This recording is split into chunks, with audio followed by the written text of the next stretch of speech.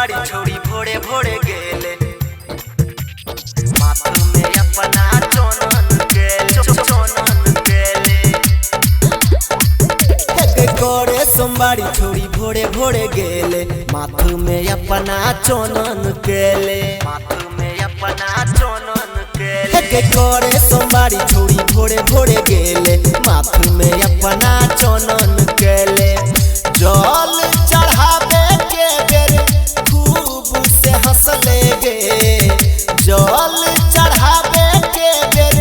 खूब से हंसले गे एगो बात बता दे जानू के भोला बाबा से कथी मंगले गे एगो बात बता दे जानू के भोला बाबा से कथी मंगले गे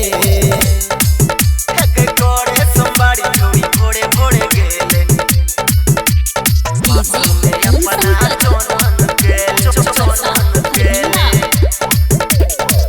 गेल रहे करे सोमवारी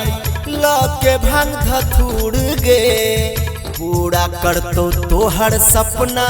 भोला जी जरूर गे भोला जी जरूर गे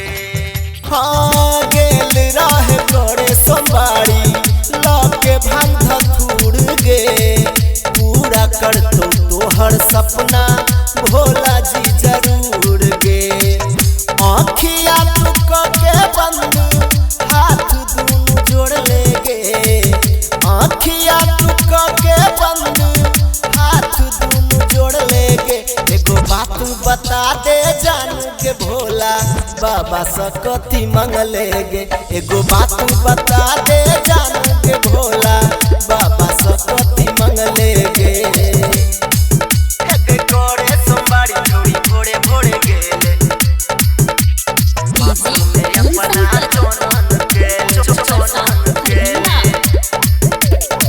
नीमन दुल्हा मंगले की मंगले प्यार गे जल्दी सुना दे हमारा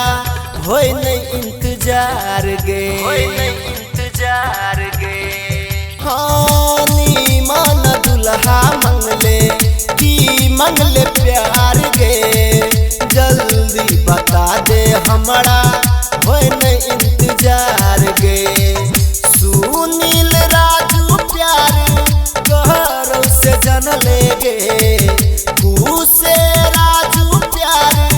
कहरो से जन ले गे एगो बात बता दे जानू गे भोला बाबा से कथी मंगले गे एगो बात बता दे गे जान भोला बाबा से कथी मंगले गे